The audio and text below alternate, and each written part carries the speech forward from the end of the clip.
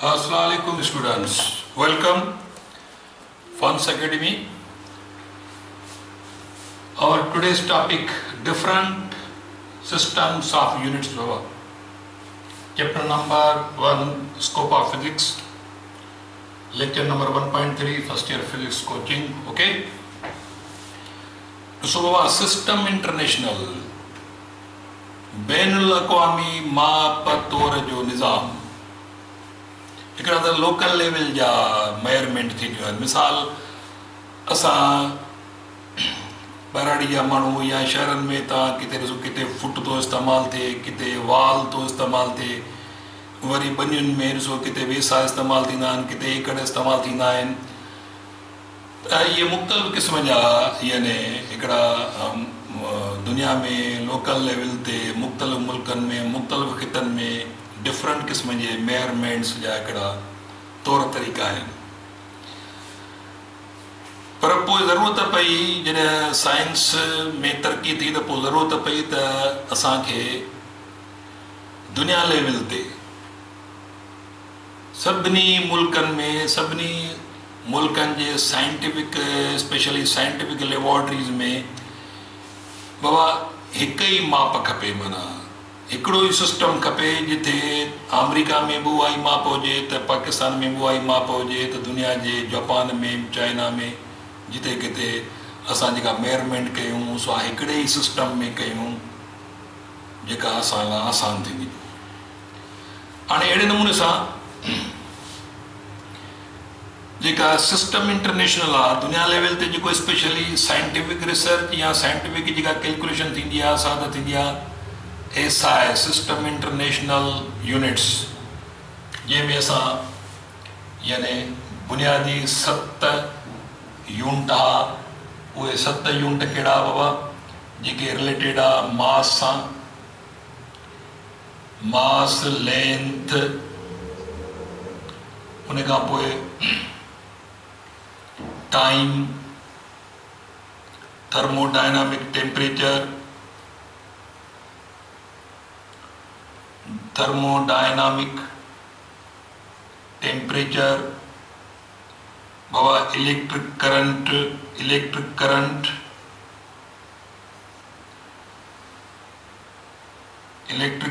Amount of substance, उन खां पोइ ल्यूमिनस इंटेंसिटी।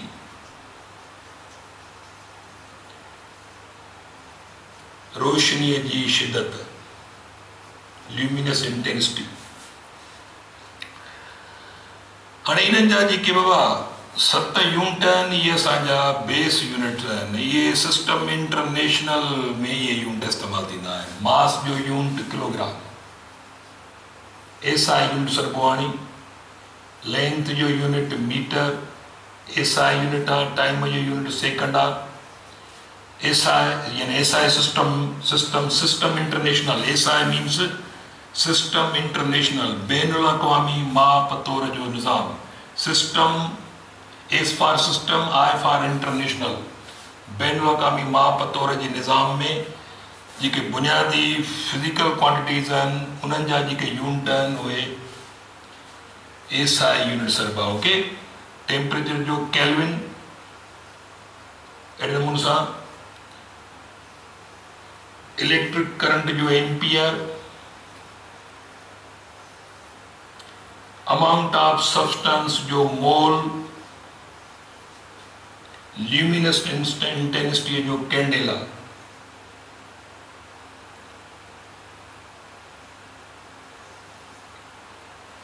हाणे ये यादि रखियो ये SI यूनिट्स आहिनि। छा आहिनि? ये SI यूनिट्स आहिनि जेको असां कल्ह यानी प्रीवियस लेक्चर में डिस्कस करे आयासीं। पर ॿिए पासे में ॾिसो मुख़्तलिफ़ ख़ितनि में अञा ताईं बि मुख़्तलिफ़ माप जा यूनिट इस्तेमालु कया था वञनि। मिसाल जीअं FPS सिस्टम आहे जेको इंग्लैंड में अञा बि राइज आहे, FPS सिस्टम।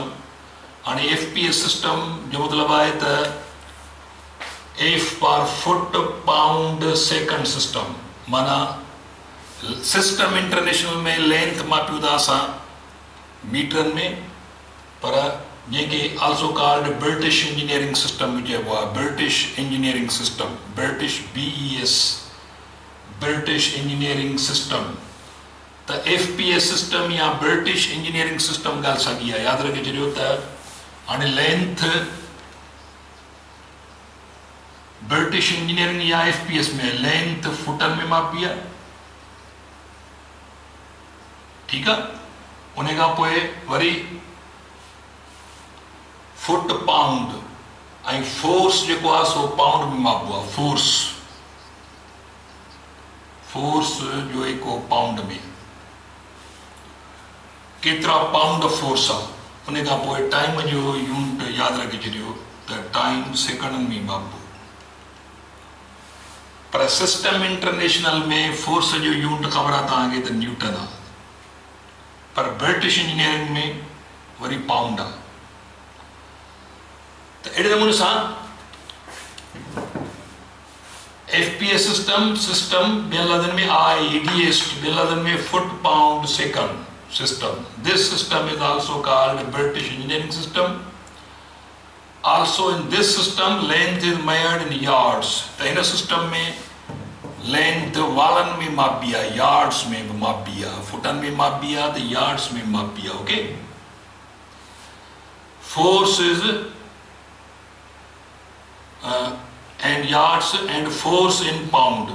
त इसमें फोर्स के जो है सो पाउंड में मापबो आहे। Force in pound and time in second. उन खां पोइ CGS सिस्टम आहे। ख़ासि करे CGS सिस्टम फ्रांस में इस्तेमालु कयो वियो, अञा बि कयो वेंदो आहे। CGS सिस्टम यानी centimetre gram second system. C for centimetre, centimetre gram, G for gram and S for second. तो CGS सिस्टम में वरी यानी centimetre gram second system, length बाबा सेंटीमीटर में, मास ग्रामन में, यानी लेंथ मापिया सेंटीमीटर्स में, लेंथ यानी CGS सिस्टम। त C for centimetre, length in में मापी आहे।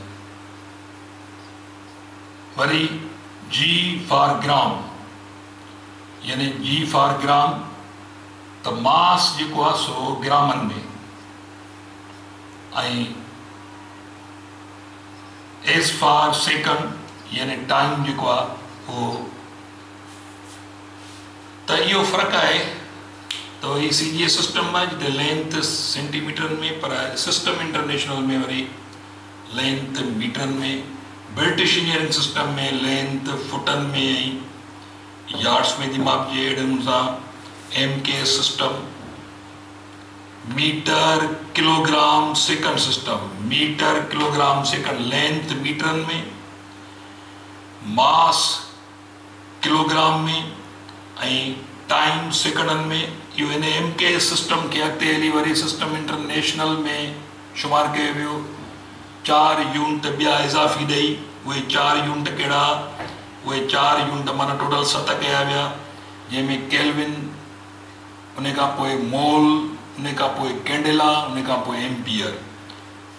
त MKS सिस्टम जा 3 यूनिट मीटर किलोग्राम सेकंड अॻे मौजूदु आहे, ऐं 4 यूनिट ॿिया खणी सिस्टम इंटरनेशनल में शामिल कया विया।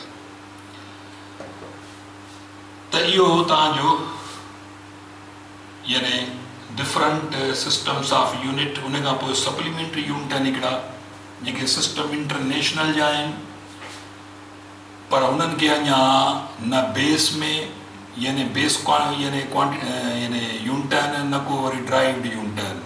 माना न को बेस में शामिल कयो वियो आहे, न को ड्राइव्ड में, पर सिस्टम इंटरनेशनल में शामिल आहिनि। उन्हनि खे सप्लीमेंट्री यूनिट सॾियो वियो। हाणे उहे सप्लीमेंट्री यूनिट जेके आहिनि, उहे सप्लीमेंट्री यूनिट हिकिड़ो आहे प्लेन एंगल जो। प्लेन एंगल प्लेन एंगल हाणे सप्लीमेंट्री यूनिट बाबा प्लेन एंगल जो फर्ज़ कयो असां वटि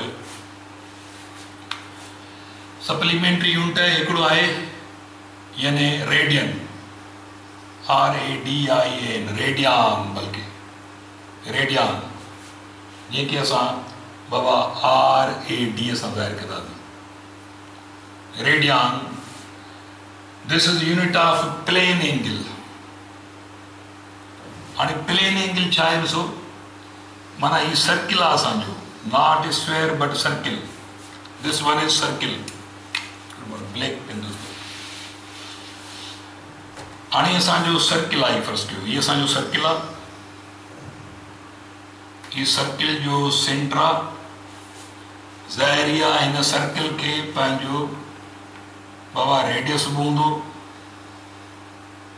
हीअ रेडियस R आहे ओके हाणे यादि रखो त बाबा तव्हां बुनियादी ज्योमेट्री पढ़ी आहियो त ही टर्म इस्तेमालु थींदा आहिनि आर्क इनखे सिर्फ़ु आहे घेरो सरकमफ्रेंस ही छा आहे टोटल ही घेरो आहे सरकमफ्रेंस इन सरकमफ्रेंस जे ॿिनि पॉइंटुनि जे दरमियान जेको हिसो हूंदो आहे हिनखे आर्क चइबो आहे हीअ आर्क आहे ARC हीअ आर्क लेंथ सॼी हीअ A पॉइंट आहे हीअ B पॉइंट A ऐं B जे दरमियान हीअ आर्क आहे ओके साॻे नमूने सां हिते A पॉइंट आहे हीअ फर्ज़ कयो B पॉइंट आहे A ऐं B जे दरमियान हीअ आर्क आहे इनखे आर्क चइबो this is called ARC arc okay हाणे फर्ज़ कयो जेकॾहिं असां हिते रेडियस ड्रा कयो आहे ऐं ॿियो रेडियस बि ड्रा था कयूं हिन खां केतिरो परे रेडियस एतिरो परे वञूं जो हीअ जेका आर्क लेंथ ठहे A खां B ताईं जेका आर्क लेंथ ठहे मिसाल हीअ जेकॾहिं फर्ज़ था कयूं हीअ जेकॾहिं असांजो 15 सेंटीमीटर आहे त हीअ आर्क लेंथ बि 15 सेंटीमीटर वञी बीहे मिसाल हाणे हीअ जेको आर्क लेंथ आहे A खां B ताईं हीअ जेका आर्क लेंथ आहे असां ॿियो रेडियस हिते था कढूं हाणे ॿ रेडियाई आहिनि रेडियाई हिकु जेतिरा आहिनि हीअ डिस्टेंस हिकु जेतिरो हूंदो आहे जेकर असांजो प्रॉपर सर्किल आहे त हाणे ॾिसो बाबा यानी 1 रेडियान ही प्लेन एंगल आहे असांजी हीअ एंगल प्लेन में ठही आहे हिकु सतह आहे सतह में एंगल ठही आहे हीअ हिते हाणे एंगल ठही आहे ॿ रेडियाई पाण में एंगल था ठाहिनि पर उन लाइ ही ॿ रेडियाई जेके आहिनि जेके पाण में एंगल ठाहिनि पर शर्त इहो त जेका आर्क लेंथ थी ठहे हीअ जेका आर्क आहे इहा बि हिन रेडियस जेतिरी हुजे माना ही जेका आर्क लेंथ आहे दैट यानी आर्क जेका उहा must be equal to radius of the circle जेकॾहिं ही 20 सेंटीमीटर आहे त ही बि 20 सेंटीमीटर हुजे जेकॾहिं ही 10 सेंटीमीटर आहे त ही बि 10 सेंटीमीटर हुजे पोइ हिन सतह में जेका हीअ एंगल ठाही आहे बिटवीन द टू रेडियाई हाणे इहा एंगल इज़ इक्वल टू आहे 1 रेडियान is equal to 1 radian or 1 radian RAD and या 1 radian एंगल आहे त याद रखी छॾियो angle subtended at the center of angle subtended at the center of a circle is said to be 1 radian if arc length from one point of the radius to other point of the radius is equal to arc length is equal to radius of the circle. बाबा ॾिसो मां जेकॾहिं हिनखे definition ॾियां त 1 radian खे कीअं define कबो 1 radian it is an angle theta subtended mana ठहे थी it is an angle subtended at the center of the circle, center of the circle, at the center of it is an angle theta subtended at the center of ये circle जो centre angle हिते थी subtend थे, हिते थी पैदा थे, हिते थी ठहे पई. That is an angle theta subtended at the center of circle when arc length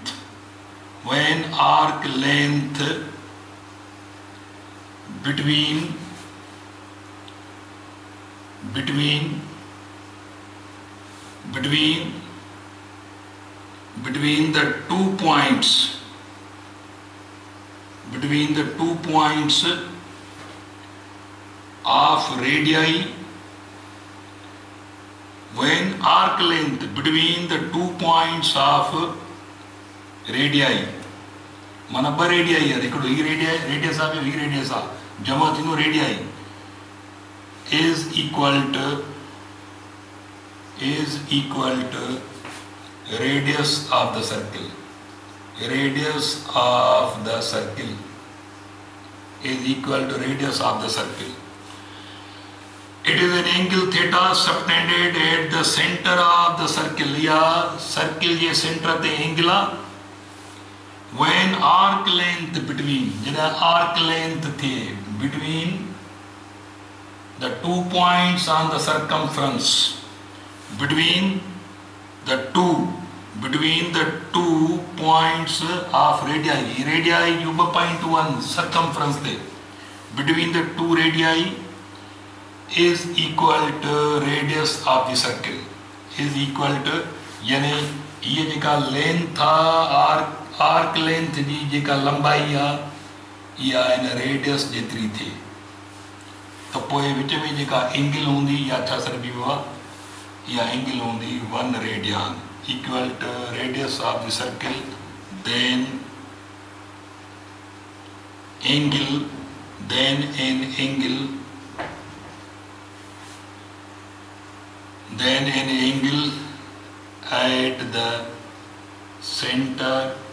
at the center of the circle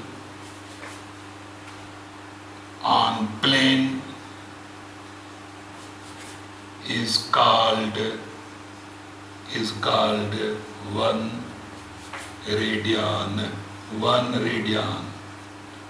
radian. It is an angle theta subtended at the center of the circle when arc length between the 2 points of radii on circumference.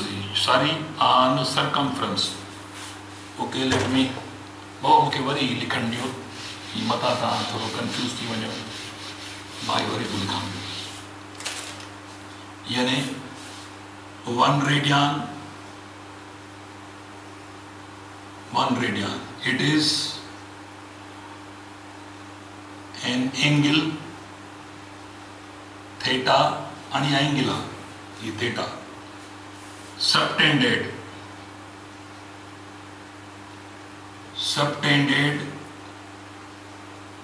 at the center of circle, at the center of the circle, subtended at the center of the circle,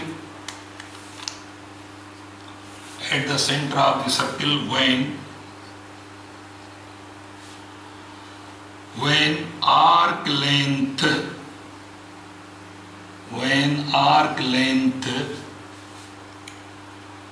between the 2 points, when arc length between the 2 points, arc length between the 2 points on the circumference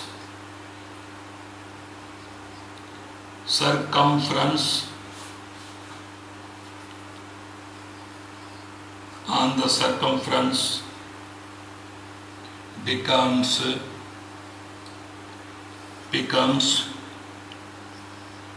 equal to the radius of the circle. Okay, माना जॾहिं circumference जे ॿिनि पॉइंटुनि जे दरमियान जेका arc length ठहे उहा बाबा radius जे बराबरि हुजे, हिन जी लेंथ रेडियस जे बराबरि हुजे त विच में जेका एंगल ठहंदी इहा 1 रेडियन सॾिबी। मां हिनखे वरी ॿिए तरीक़े सां बि हिनखे बयानु कबो आहे। हाणे फ़र्ज़ु था कयूं असां हिनखे ॿिए तरीक़े सां बयानु करे सघूं था त इहे सभु तव्हां वटि डेफिनेशन्स, मिसाल मां हिनखे हीअं बि बयानु करे सघां।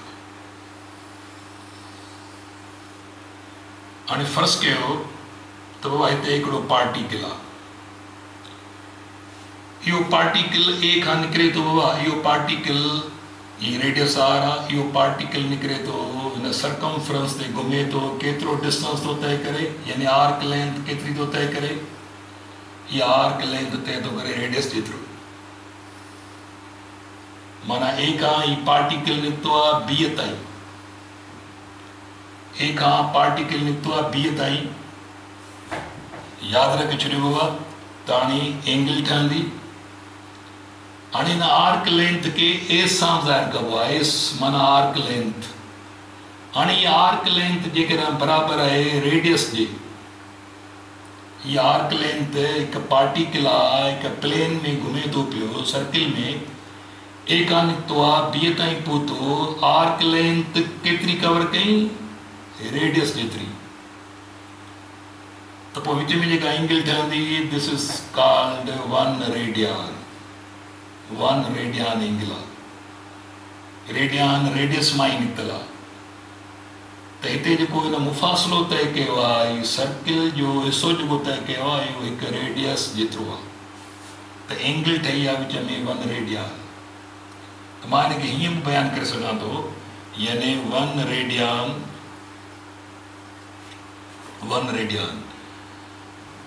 त असां हिनखे हीअं बयानु कंदासीं बाबा, when particle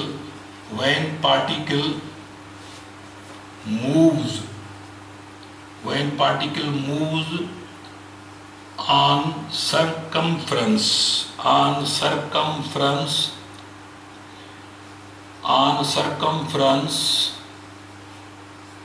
of the circle, moves on circumference of the circle and covers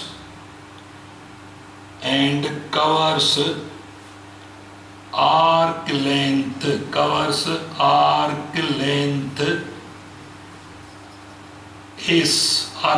is equal to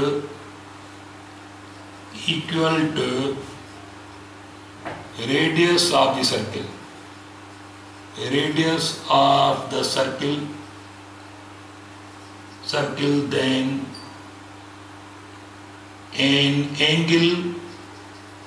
an angle subtended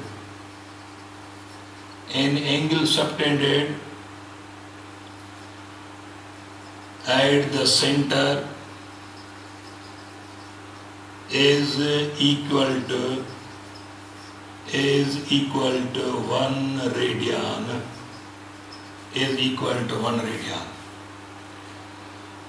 त हिकु नंढो सर्किल आहे, फ़र्ज़ु कयो ही हिन जो रेडियस आहे, केतिरो बि रेडियस थी। हाणे रेडियस जेतिरो डिस्टेंस आर्क लेंथ, माना आर्क लेंथ केतिरी हुजे, रेडियस जेतिरी जेकॾहिं आर्क लेंथ कवर थी थिए त पोइ हीअ एंगल ठहंदी 1 रेडियन।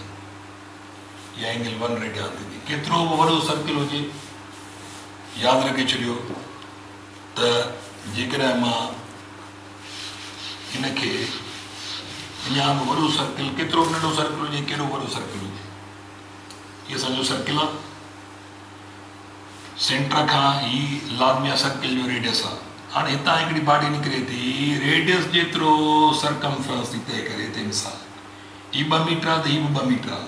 माना एस जेकॾहिं आर जे बराबरि थींदो ही डिस्टेंस आर्क लेंथ रेडियस जे बराबरि थींदो विच में जेका एंगल ठहंदी आहे 1 रेडियन हूंदी आहे। इहो आहे। हाणे हीअ जेका एंगल आहे ॾिसो सर्किल खे सतह हूंदी आहे, प्लेन हूंदो आहे सर्किल, उन करे हिनखे प्लेन एंगल चइबो आहे। हाणे इहा जेका रेडियन एक्चुअली प्लेन एंगल जो यूनिट आहे, त इहा प्लेन एंगल जो यूनिट इहो सप्लीमेंट्री यूनिट आहे। ओके, उन खां पोइ आहे ॿियो स्टेरेडियन सॉलिड एंगल। हाणे सॉलिड एंगल जेका ही 2 डायमेंशनल एंगल सॾिबी आहे प्लेन ते, पर उहा 3 डायमेंशनल एंगल आहे। माना सॉलिड एंगल जो मतिलबु आहे त ॾिसो थोरो हिकिड़ो एग्ज़ाम्पल था वठो। सॉलिड एंगल फॉर एग्ज़ाम्पल तव्हां छाई था वठो, छाई हिकिड़ो स्फेयर आहे, छाई में चती हणाईंदा आहियो, उहा चती ॿाहिरि निकिरंदी आहे त अंदरि एंगल ठहंदी आहे। हाणे इहा जेका एंगल आहे मिसाल मां ही हाणे बाल सम्झो, सर्किल न पर बाल, सॉरी सर्किल न पर हिनखे बाल सम्झो। हाणे ही बाल आहे हिकिड़ो, हिकिड़ो बाल आहे। हाणे जेकॾहिं फ़र्ज़ु कयो ही मथां छॾो आहे उहा ही बाल, हिते हिकिड़ो मां ही बाल ते मूं सर्किल ठाहियो आहे। हाणे बाल ते सर्किल ठाहिण खां पोइ ही मां हिकिड़ी फ़र्ज़ु कयो हीअ एंगल ठही आहे हिकिड़ी। हाणे जीअं फॉर एग्ज़ाम्पल ही हिकिड़ो पनो आहे मूं वटि, मां हीअ एंगल थो थोरो ठाहियां, सॉलिड एंगल छा खे चइबो। हाणे हीअ सॉलिड एंगल आहे, हीअ पनो आहे ॾिसो हिन में। हाणे विच में जेका हीअ एंगल ठही आहे या हिनखे सॉलिड एंगल चइबो आहे। एक्स एक्सिस बाय हिनखे, वाई एक्सिस बाय हिनखे, by Z axis by X axis by हिनखे, वाई एक्सिस बाय। इहो पढ़ंदासीं त फ्रेम छा आहे, एक्स एक्सिस छा आहे, वाई एक्सिस छा आहे, ज़ेड एक्सिस छा आहे। हीअ 3 डायमेंशनल एंगल आहे। ओके, हाणे हीअ सॉलिड एंगल आहे। मिसाल जेकॾहिं फॉर एग्ज़ाम्पल हिनखे हीअं तस्वर कयो त हीअ हिकिड़ो बाल आहे, हीअ सेंटर आहे, त हीअ जेका मथे ॾिसो त हिन जी बाल जी एरिया हूंदी मथां, हीअ बाल जो सरफेस जी एरिया आहे। हाणे विच में असां हिकु बाल मां फ़र्ज़ु कयो हिकिड़ी शइ सां हिकिड़ो कोन कढी छॾियो आहे। मिसाल असां हिकिड़ो हिन मां बाल मां हिकिड़ो कोन कढी छॾियो आहे, त विच में इहा एंगल ठही आहे। हाणे इहा एंगल ॾिसो, इहा एंगल ॾिसो त ही रेडियस जेतिरो वैल्यू आहे, ही रेडियस आहे। ऐं ही जेका एरिया ठही आहे, जेका सर्किल जी एरिया आहे, इहा रेडियस जे स्क्वायर बराबरि जेकॾहिं आहे। हाणे ही हिकिड़ो स्फेयर आहे, बाल आहे, उन बाल जे विच में हीअ सॉलिड एंगल आहे। उहा सॉलिड एंगल कीअं थींदी त बाल जो रेडियस ऐं मथां जेका एरिया आहे इन ऐं केतिरी एरिया, उहा एरिया जेकॾहिं रेडियस जे स्क्वायर जे बराबरि एरिया आहे, त पोइ विच में जेका एंगल ठहंदी आहे इहा 1 स्टेरेडियन आहे। It is angle subtended at the center of the sphere, not the circle. It is angle यानी 1 स्टेरेडियन, 1 STERADIAN, 1 स्टेरेडियन या 1 SR. It is solid angle. It is solid angle. जेका 3 डायमेंशनल एंगल से भी आहे। It is solid angle at the center of sphere, not circle, ball type. It is a solid angle at the center of sphere whose radius, whose length is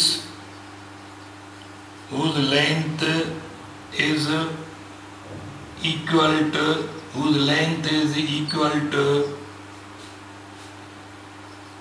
radius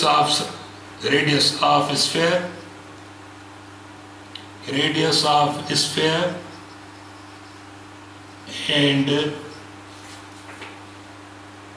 and face area is equal to square is QUIRE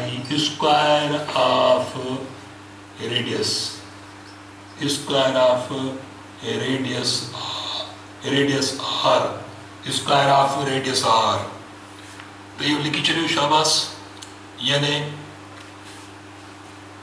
ये angle है जंहिंजी length जेका radius जेतरी length होंदी माना length in ji radius जेतरी होंदी पर साम्हूं जेका फेस जी एरिया होंदी छाकाणि जो ही फर्ज़ कयो ॼण त हिकिड़ो ही कोन आहे माना हाणे ही तव्हांजो हिकिड़ो यादि रखी छॾियो त ही सर्किल मां निकितल हिकिड़ी कुंड सेंटर खां जारी थी थिए पर मथे जेका एरिया आहे जेका साम्हूं हुन जे एंगल जो जेको फेस जी एरिया जेका इहा केतिरी आहे हीअ जेका एरिया जी आहे हिन जी उहा रेडियस जेको आहे हुन जे स्क्वायर जे बराबरि मिसाल हाणे रेडियस आहे फर्ज़ कयो 2 मीटर रेडियस केतिरो आहे 2 मीटर पर हीअ एरिया जेका हूंदी ॿिनि जे स्क्वायर जे बराबरि माना 4 मीटर स्क्वायर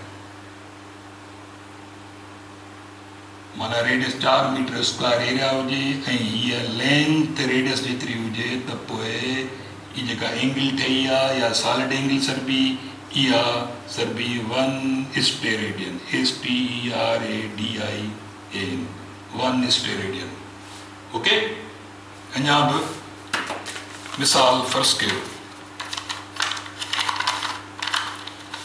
हाणे जेकॾहिं फर्ज़ कयो आहे असां ईअं था कयूं अञा बि ही फॉर एग्जाम्पल हाणे सर्किल जो सेंटर आहे हितां वञूं था या लेंथ आहे केतिरी इहा लेंथ आहे इहा असांजी लेंथ आहे 1 इहा लेंथ रेडियस जेतिरी आहे केतिरी बि आहे इहा रेडियस जेतिरी लेंथ आहे ओके हाणे साम्हूं जेको ही मुंहुं ठहियो आहे हिन मुंहं जी एरिया जी जेका आहे हिन रेडियस जो स्क्वायर जे बराबरि हुजे मिसाल जेकॾहिं रेडियस 2 मीटर आई 2 मीटर आहे रेडियस जी हीअ रेडियस जेको आहे इहो जेकॾहिं 2 मीटर आहे फर्ज़ कयो त पोइ हिन एरिया जी माना हीअ एरिया हिन जी पखेड़ हिन जी एरिया जी केतिरी हूंदी इहा एरिया जी हूंदी माना रेडियस जेकॾहिं 2 मीटर आहे त हीअ जेका एरिया जी आहे इहा रेडियस स्क्वायर जे बराबरि हुजे माना इहा 4 मीटर स्क्वायर हूंदी त पोइ विच में जेका एंगल थी ठहे पई इहा 1 स्टेरेडियन आहे यादि रखिजे केतिरी आहे इहा 1 स्टेरेडियन आहे ओके त इहो बाबा इन लेक्चर खे अॼु हिते यानी वाइंड अप था कयूं पिया सुभाणे तव्हांखे अवल ख़ैर वरी नई टॉपिक सां ईंदासीं तेसिताईं पंहिंजो ख़्यालु कजो अल्लाह हाफ़िज़